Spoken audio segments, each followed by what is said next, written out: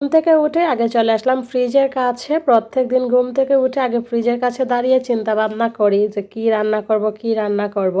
তো আজকেও সেজন্যই চলে আসলাম ফ্রিজের কাছে, দেখি কি রান্না বান্না করা যায়, কি বের করা যায় ফ্রিজ থেকে।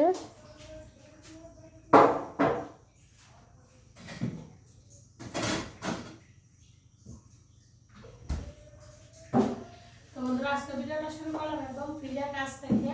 এখন বেলা ভালোই হয়ে গেছে, প্রায় 9:30 বাজে আর কি, 9:20 বাজে।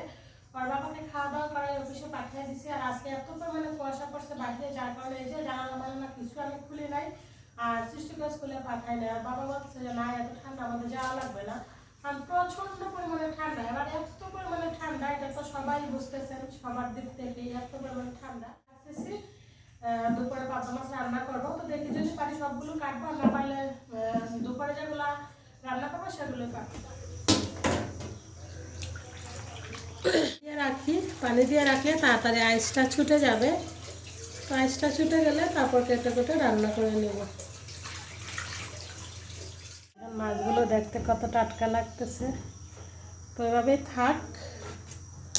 মাছগুলো তো ভিজিয়ে রাখলাম, মাছগুলো তো আর এখন আইস ছুটবে না, অনেকটা সময় লাগবে। তো ভাবলাম একটু চা করি, একটু চা খাই।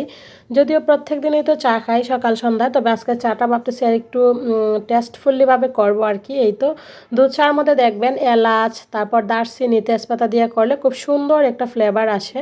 তো আজকে ভাবলাম একটু ভালোভাবে চা করি, করে সবাই মিলে খাই। আজকে যেহেতু সৃষ্টিবাবুও বাসায় আছে, তো সেই জন্য এলাচ, দারচিনি, তেজপাতা দিয়ে গরুর দুধ দিয়ে দুধ চা করে নিতেছি সবার জন্য।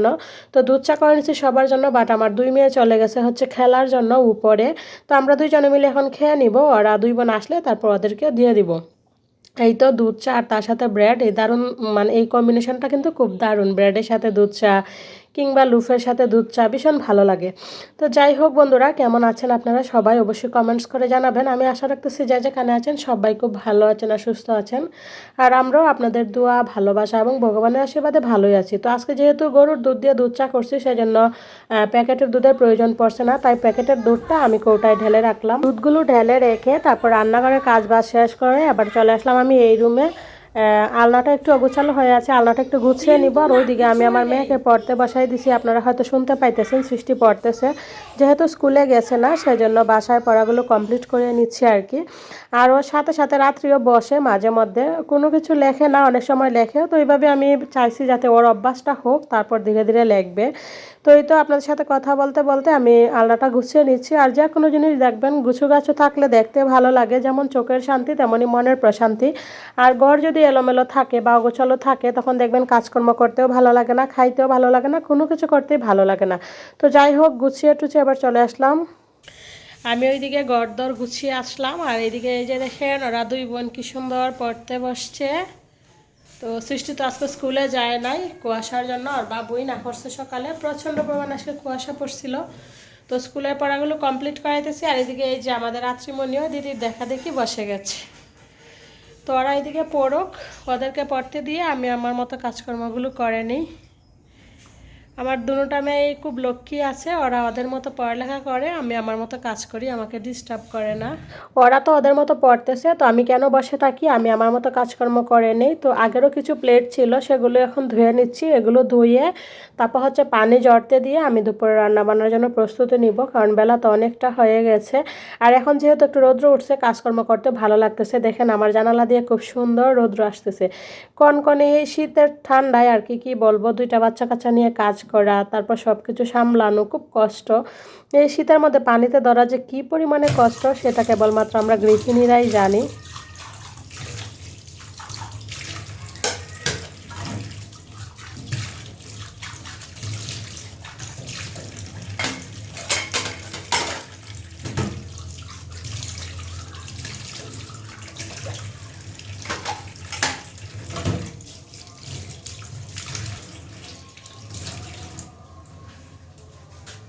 ওই যে সকালে মাছগুলো বের করে রাখছিলাম, মাছগুলো থেকে এখন খুব সুন্দর করে আইসগুলো ছুটে গেছে। এবার আমি মাছগুলো কেটে নিব, মাছগুলো কেটে তারপর হচ্ছে দুপুরে রান্না বসাবো। আর এদিকে দেখেন আমার গোলাপ ফুল গাছটাতে খুব সুন্দর একটা কলি আসছে, দেখে ভীষণ ভালো লাগে। এখানে তো আমার আগের গাছ যেগুলো ছিল সেগুলো নষ্ট হয়ে যাচ্ছে, সেজন্য আর গাছ আনি না। কারণ আমার বেলকুনিতে মানে সারা বছরে না শীতের সময় না রোদের সময় কখনো রৌদ্র লাগে না, যার কারণে গাছ সব নষ্ট হয়ে যায়। আমি যখন এখানে আসছিলাম অনেক গাছ ছিল, সবাই আমার বেলকনি দেখে তাকিয়ে থাকতো আর বলতো যে কি সুন্দর গাছগুলো, কিন্তু ওই যে রোদের অভাবে সব গাছ নষ্ট হয়ে গেছে। এখন এই জন্য আর কি এখন আর গাছ লাগাই না, যেগুলো আছে সেগুলোই থাকবে। তবে ভগবানের আশীর্বাদে মনে ইচ্ছা আছে যে খুব সুন্দর আলোওয়ালা যদি একটা বেলকনি পাই, আলো বাতাস লাগে, রৌদ্র লাগে, মানে পরবর্তীতে যখন ট্রান্সফার হবো তখনের কথা বলতেছি আর কি, যদি ওই রকম পাই তাহলে আরও গাছ কিনবো, খুব সুন্দর করে মনের মতো করে বেলকনি সাজাবো। তো এটা হচ্ছে পরবর্তী ইচ্ছা আর কি, ভগবানে খুব ভালো জানে, যদি ভালো হয় অবশ্যই আরও লাগাবো, না হলে আর কি করব। তো যাই হোক, মাছ টাছ কেটে দিয়ে পরিষ্কার করে এই তো দেখেন আমি চলে আসলাম রান্না বান্নাতে। মাছগুলো হালকা করে ভেজে নিব, হালকা করে ভেজে নিয়ে আলু টমেটো দিয়ে পাতলা করে একটা ঝোল রান্না করবো। রৌদ্র উঠছে তো গরম পানি করে স্নান করাবো। আজকে 3-4 দিন পরে ওদের দুই বোনকে স্নান করিয়ে দিলাম। এত পরিমাণে ঠান্ডা পড়ে, আসলে আমরা বড়রাই স্নান করতে ভয় পাই, ওরা তো বাচ্চা মানুষ। তো সেই জন্য আজকে যেহেতু রৌদ্র উঠছে, ওই যে দেখেন বাহিরে আজকে খুব সুন্দর রৌদ্র উঠছে, তো ওদের দুই বোনকে স্নান করিয়ে তেল টেল দিয়ে দিলাম। তো এখন বললাম একটু বাহিরে যেতে, বাহিরে রৌদ্র আছে, একটু রৌদ্র তাপাই আসুক, যাও বাহিরে যাও।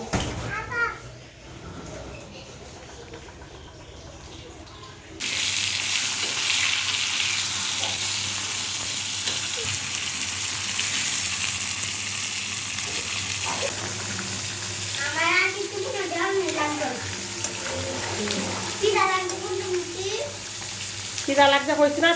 শুধু তো সংসারে রান্না বান্না করলে চলবে না, ইউটিউব দেখলে চলবে না, ফেসবুক দেখলে চলবে না, সব থেকে আমার যেটা বড় দায়িত্ব সেটা হচ্ছে আমার মেয়েদের দায়িত্ব। আমি একজন মা, মায়ের দায়িত্ব। তো আজকে 3-4 দিন পরে ওদেরকে ভালোভাবে স্নান করিয়ে দিলাম। তো স্নান টান তারপর হচ্ছে মাছ কাটা এগুলো করতে করতে আজকে রান্নাবান্না একটু লেট হয়ে গেছে, এখন প্রায় 2:30টা বাজে। এখন ওরা খাইতে বসছে, আর না হলে দেখা যায় 2-2টার দিকে এখন খাওয়া দাওয়া হয়ে যায়। তো যাই হোক, শুভ সন্ধ্যা আমার প্রিয় বন্ধুরা। খাওয়া দাওয়ার পরে বিকালে বসে একটা ব্লাউজ বানিয়ে নিলাম, এই তো লেস দিয়ে, হাতাতে একটু লেস দিছি, গলাতে একটু লেস দিছি আর কোমরের সাইডে একটু লেস দিছি। তো শুক্রবারে আসা হচ্ছে আমাদের অফিসের পিকনিক, তো পিকনিকে যাবো, একটা শাড়ি আছে, ব্লাউজটা ছিল না। তো আপাতত এই কালার একটা ব্লাউজ বানিয়ে নিলাম গজ কাপড় দিয়ে, তারপর যদি মার্কেটে পাই যে গর্জিয়াস কোনো রেডি ব্লাউজ তাহলে কিনে নেবো। আপাতত এটা বানিয়ে রাখলাম, যদি না পাই যাতে পরে যেতে পারি। তো যাই হোক, ব্লাউজটা বানিয়ে রাখে এদিকে চলে আসলাম রান্নাঘরে, একটু লাল চা করে নিলাম আদা দিয়ে সবার জন্য। আর ওই যে বিস্কুটের বয়মটা ওর বাবু এখন নিয়ে আসছে, তো এই বিস্কুটগুলো দিয়ে এখন আমরা চা খাবো। আর দেখতে দেখতে একদম ভিডিও লাস্ট পর্যায়ে চলে আসছি। কনকনে শীতের ঠান্ডায় বাচ্চা কাচ্চা নিয়ে যেভাবে আমার দিনগুলো চলছে সেগুলোই আপনাদের সাথে শেয়ার করতেছি। জানি না কেমন লাগতেছে, তো প্লিজ আপনাদের মূল্যবান কমেন্টসের মাধ্যমে জানিয়ে দিবেন কেমন লাগতেছে। আর প্লিজ আমার ভিডিওগুলো একটু শেয়ার করে আমার পাশে থাকবেন, আমাকে একটু সামনের দিকে এগিয়ে যাওয়ার জন্য সাপোর্ট করবেন। আর আপনি যদি নতুন হয়ে থাকেন তাহলে অবশ্যই আমার চ্যানেলটাকে সাবস্ক্রাইব করে আমার পাশে থাকবেন। তো চা খাইতে খাইতে চলেন আজকে এখান থেকে বিদায় নিই। সবাই ভালো থাকবেন, সুস্থ থাকবেন। আবারও বলতেছি প্লিজ আমার ভিডিওগুলো একটু শেয়ার করে দিবেন আপনাদের ফ্রেন্ডস অ্যান্ড ফ্যামিলির মধ্যে।